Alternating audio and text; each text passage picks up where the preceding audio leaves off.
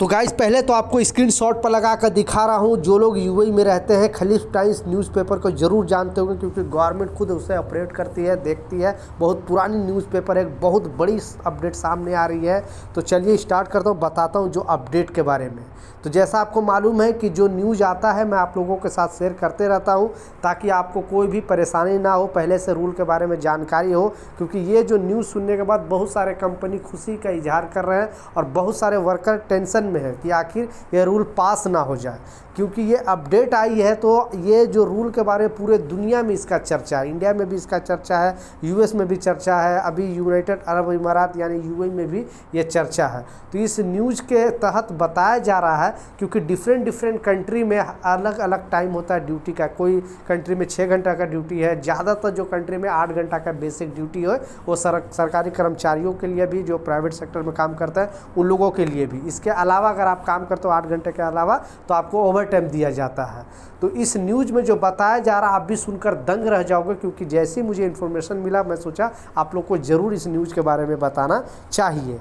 तो चलिए स्टार्ट करता हूँ, बताता हूँ अपडेट के बारे में। तो जैसा आपको मालूम है मैं ज़्यादातर कंपनी से रिलेटेड वीडियो बनाता हूँ कि दुबई में कौन सी कंपनी अच्छी है, किस कंपनी में आपको जाना चाहिए, किस कंपनी में नहीं जाना चाहिए। लेकिन कुछ ऐसा न्यूज़ आ जाता है, कुछ ऐसा अपडेट आ जाता है, तो मैं सोचता हूँ अपने वर्कर भाई के साथ वीडियो शेयर करूँ, ताकि आप लोग सतर्क रहें, सावधान रहें। और कोई भी कंपनी की जानकारी चाहिए, चलता वीडियो भर में 4 अंक का कोड आएगा, उस कोड के साथ अगर कमेंट करते हो तो मैं उस कंपनी के ऊपर या तो वीडियो बना दूंगा या तो इमीडिएटली आपको रिप्लाई कर दूंगा। क्योंकि यहाँ अच्छे से अच्छे भी कंपनी है, ख़राब से ख़राब भी कंपनी है। तो मेरा मानना है कि आप रिसर्च करके, सोच के, समझ के यहाँ आएँ, नहीं तो फिर अगर गलत कंपनी में फंस जाओगे, आपको 2 साल आपको रो रो कर गुजारना पड़ेगा।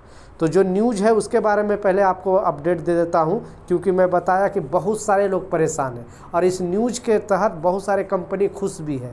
क्योंकि इंडिया में भी बहुत सारे जो बिजनेसमैन हैं उनका मानना है कि इस तरह अगर इंडिया को ग्रो करना है तो इतना घंटा ड्यूटी होना चाहिए। यूएस में भी जो टेस्ला के ओनर है, आपको मालूम है एलन मस्क, जो दुनिया के सबसे नंबर 1 पे थे, बाद में इन्होंने अभी नंबर 3, मतलब वर्ल्ड का सबसे धनी आदमी में से नंबर 3 इनका नाम है। तो इन्होंने भी एक टेस्ला कंपनी जो बनाई है, टेस्ला का कार वगैरह आप देखा होगा, तो उन्होंने एक इंटरव्यू में ये बात कही है। और बेसिकली जो यूनाइटेड अरब इमारात में भी इसकी चर्चा हो रही है।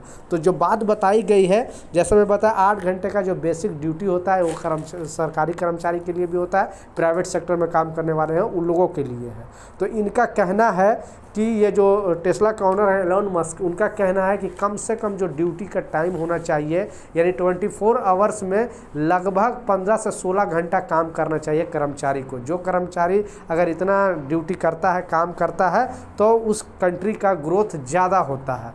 लेकिन इस चर्चा को जब यूनाइटेड अरब इमारात में लाया गया और बताया गया, क्योंकि जैसा आपको पता है कि लगभग 40 लाख भारतीय यूएई के अंदर रहते हैं, तो इसका इम्पैक्ट पूरी तरह भारतीय पे पड़ता है, इसलिए इस अपडेट को बताया गया है।